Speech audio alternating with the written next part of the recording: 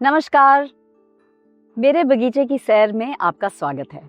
आज हम फिर से एक बगीचे की सैर करेंगे यहाँ पे आनंदा पर्माकल्चर फार्म में। मेरा नाम है मनीषा लाट गुप्ता और मैं ये फार्म चलाती हूँ और मैं एक पर्माकल्चर टीचर भी हूँ। बगीचे की सैर श्रृंखला के द्वारा मैं आपको दिखाना चाहती हूँ कि पर्माकल्चर गार्डन्स कैसे दिखते हैं।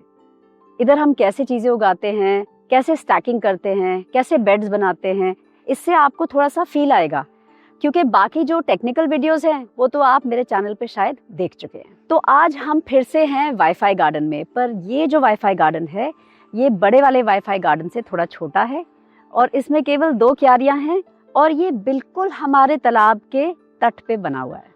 अब ये जो हमारा पीछे तालाब है, जो अभी आपको सूखा लग रहा है, बरसात के मौसम में इसमें काफी लाखों लीटर पानी आता है और बार बार ये पानी हमारी धरती में समा जाता है। जब हम अपना सारा बारिश का पानी, नाले का पानी ऐसे तालाबों के द्वारा धरती में लें, अपने पानी सोख में ले लें, जो हमारी मिट्टी है, जो हमारी धरती है, तो जो उसके आसपास की ज़मीन होती है वो बहुत ज़्यादा उपजाऊ बन जाती है और उसमें कभी भी पानी की समस्या नहीं आती। ये जो हमारा वाईफाई गार्डन है ये भी एक इसी प्रकार का खेत है जहाँ पे नीचे आपको हमेशा नमी मिलेगी। हाँ, बरसात के टाइम पे यहाँ कई बारी तालाब ओवरफ्लो होके पानी आ जाता है, तो तब हमें थोड़ा ध्यान देना पड़ता है, ऐसी चीजें ना लगाएं जो पानी से खराब हो सकते हैं। पर अभी तो सर्दियों का मौसम है तो मैं आपको दिखाती हूँ हमने यहाँ पे क्या लगाया हुआ है। तो जो सबसे नीचे वाला यहाँ बेड है, यहाँ पे आप देखेंगे प्याज लगे हुए हैं। ये प्याज कौन से हैं? ये प्याज वो हैं जो पिछले साल के प्याज जब खत्म हुए थे तो छोटी छोटी गोलियां रह गई थी और वो गोलियों में लूंगे भी निकलनी शुरू होगी क्योंकि उनका टाइम आ गया था। तो ये सारी लूंगे निकलते वाले प्याज हम वापस धरती में दबा देते हैं और उसमें नए प्याज निकल आते हैं जिनको हम कहते हैं स्प्रिंग अनियंस या हरे प्याज। ये जो हरे प्याज है इनके पत्ते हम थोड़ा काट के सब्जी में भी डाल सकते हैं।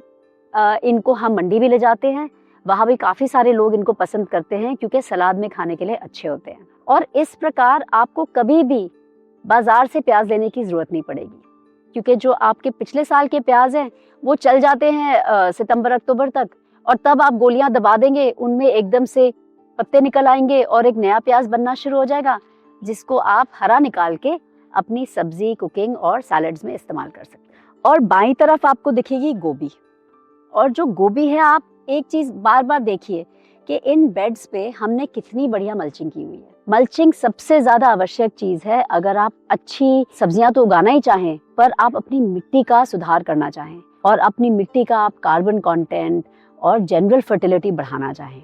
तो ये सब गोभियां हैं, ये हमारा लास्ट बैच है, ये निकलेंगी फरवरी मार्च में, बिल्कुल ही आखिर में।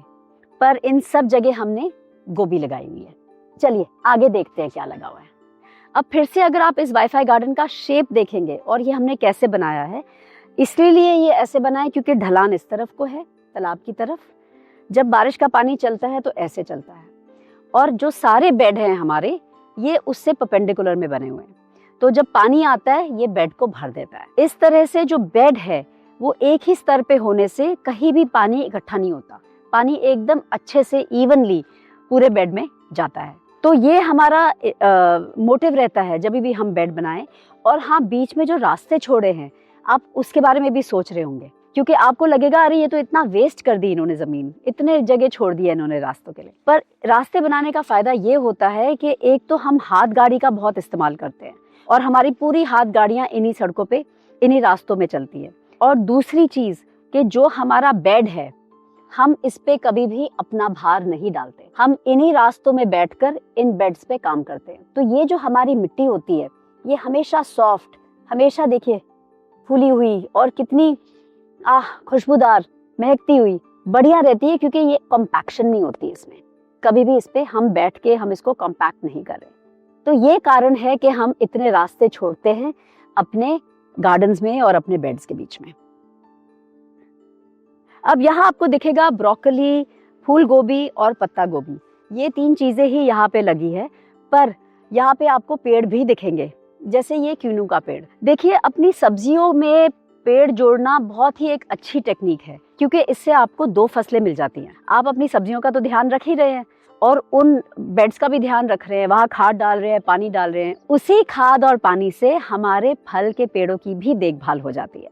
ये याद रखिएगा कि यहाँ पे आप बहुत बड़े पेड़ नहीं लगाएंगे, क्योंकि वो अगर ज़्यादा बड़े पेड़ लगा देंगे तो वो छाँव देंगे और आपकी सब्जियाँ नहीं होंगी।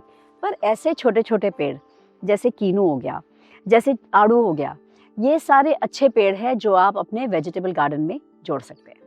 आपके जब सब्जी के गार्डन में पेड़ होते हैं, उनसे एक और बड़ा फ़ायदा होता है कि इस पे पंछी बैठते हैं, और जब इन पे पंछी बैठते हैं तो वो आपको नाइट्रोजन, फॉस्फोरस तो प्रदान करते ही हैं, पर वो कीड़े भी खाते हैं। और आप देखिए यहाँ पे ये फसल कितनी स्वस्थ लग रही है, कितनी हेल्दी है, ये कितने बढ़िया इसके पत्ते हैं, और क्या क्या पोषण क्वालिटी होगी इसकी, क्या क्वालिटी होगी जब हम ये गोबियाँ निकाल के हम खाएंगे, क्योंकि इसकी खाद ही लकड़ी के चिप्स से बनी हुई है। तो हम क्वालिटी पे फोकस रखते हैं, क्या हमारी क्वालिटी है खाने का। और मैंने तो ये देखा है कि अगर आपके खाने की क्वालिटी अब अच्छी है, बिल्कुल साफ सुथरा खाना जो बिल्कुल पोषण से भरा हो, तो उसकी भी अब एक मार्केट है। और ये इस मार्केट में लोग जो आपको पहचानते हैं, जो आपके काम को समझते हैं और जो अच्छे खाने की वैल्यू जानते हैं, वो हमेशा आपके पास आएंगे आपकी सब्जियां लेने के लिए। तो हमारा एक प्रयत्न होना चाहिए कि हम भी अपनी क्वालिटी पे फोकस दें और थोड़े से अपने ग्राहक बनाएं, थोड़े लोगों को अपने साथ जोड़ें जो आपकी कहानी समझे, आपका काम समझे और आपके उगाए हुए खाने का दाम देने को तैयार हो। ये जब हमारा खत्म होता है ये गार्डन, तो आप देखेंगे यहाँ पे एक आम का पेड़ है, तो एग्जैक्टली बिल्कुल एंड में, ताकि इसकी जो छाया है वो पीछे गिर रही है, इन पे नहीं गिर रही, पर ये आम जो है बड़ा पेड़ है, इस पे पंछी बैठेंगे, वो अपना अपना इकोलॉजिकल काम करेंगे और एक तरह से ये एक पूरा इकोसिस्टम बन जाता है जिसमें हर प्रकार के जीव जंतु रहते हैं, पर इनमें कोई पीड़क नहीं बनता। तो ये थी आज मेरे बगीचे की सैर, ये हमारा छोटा वाईफाई गार्डन, और उम्मीद है कि आपको मज़ा आया मेरे साथ यहाँ पे चल के, और शायद आपको थोड़ी प्रेरणा भी मिली कि आप खुद ऐसा कुछ करें अपनी ज़मीन में, अपने बैकयार्ड में, अपनी छत पे, अपने गांव की ज़मीन पे, कहीं भी जहाँ पे आपको मौका मिले। क्योंकि अब वो समय आ गया है कि हम वापस अपनी ज़मीनों से जुड़ें और साफ़ सुथरा, अच्छा, हाई क्वालिटी, पोषण से भरा खाना उगाएं अपने लिए, आने वाली पीढ़ियों के लिए और बाकी परिवारों के लिए भी। अब मैं चलती हूँ, अगले हफ्ते में आपसे फिर मिलूंगी। देखने के लिए शुक्रिया, नमस्कार।